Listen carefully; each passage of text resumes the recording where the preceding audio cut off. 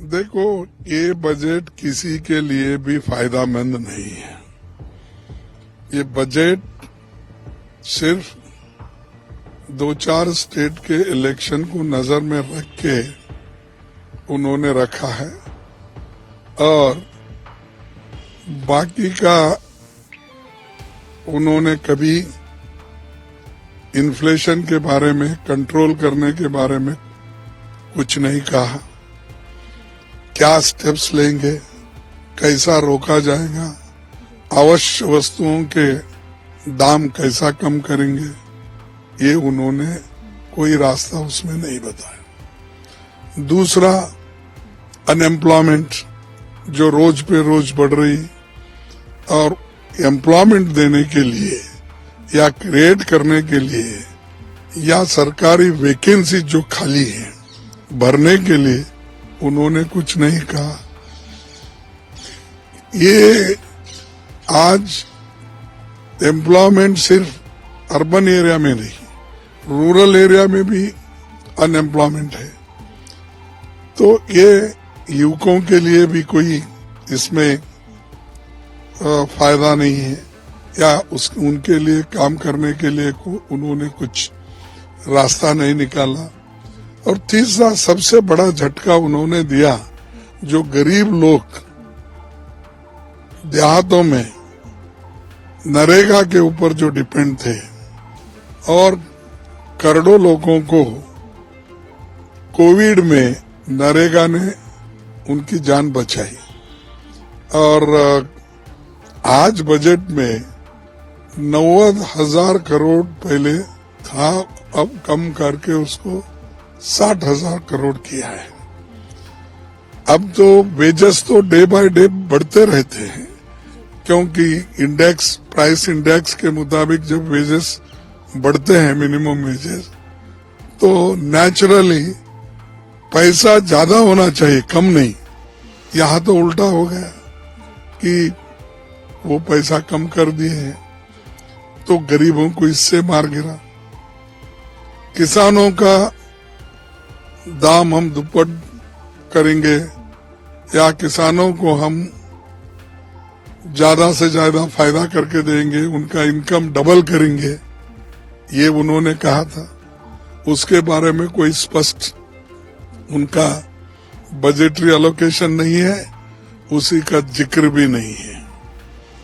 और एमएसपी के लिए जो लड़ रहे थे लोग, किसान रास्ते पे उतर रहे थे और सालों से बैठे थे और अपनी जान उन्होंने, अनेक 700 के ऊपर लोगों की जान चले गई थी किसानों की, उनके बारे में कम से कम ये बजट, ये तो आखिरी बजट है उनका चुनाव के दृष्टि से अगर देखा जाए तो बिफोर वन इलेक्शन, वो उसके बाद में का कोई इम्प्लीमेंटेशन आएगा करेगा, ये पीरियड में तो वो करना चाहिए था, वो भी उन्होंने नहीं किया।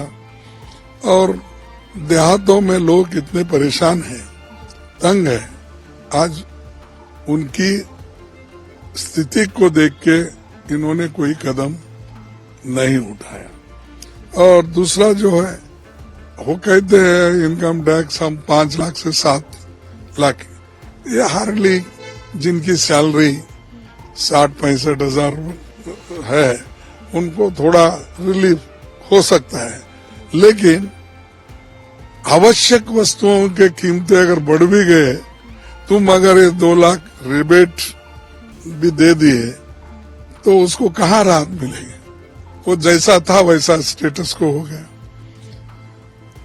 तीसरे तरफ बहुत एजुकेशन की बात करते हैं, हेल्थ की बात करते हैं, वो तो पहले ही उन्होंने घटा लिया था उनका बजट, और इस बजट में थोड़ा सा इंक्रीज हुआ, उससे कोई फायदा होने वाला।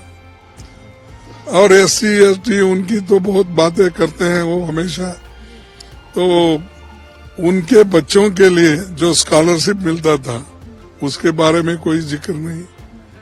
ST हो, SC हो, माइनॉरिटीज को स्कॉलरशिप मिलता था, वो भी बंद हो गया।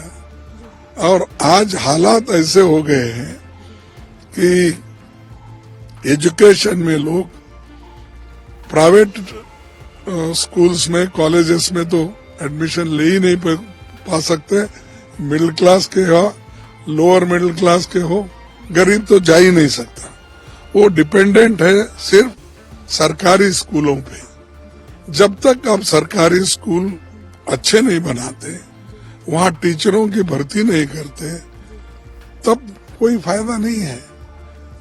गरीब के बच्चों को अगर ठीक ढंग से पढ़ाना है, 250 वैकेंसी फिलअप करना।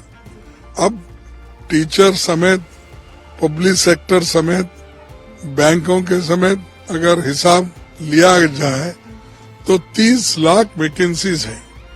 उसको भर्ती करने के लिए आप क्या कदम इस बजट में उठाएं? तो ये अश्योर्ड जॉब्स हैं। आप कहते हैं कि कैपिटल इन्वेस्टमेंट आ रहा है, बड़े बड़े लोग, धनवान लोग इन्वेस्ट करके कंपनियां बनाएंगे। कब बनाएंगे, कब नौकरी मिलेगी उनको?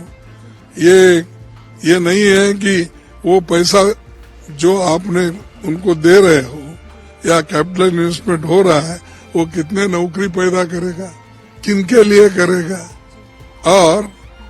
और एक बात आप ध्यान में रखना जरूरी है, मोदी जी इसके बारे में क्यों विचार नहीं करते?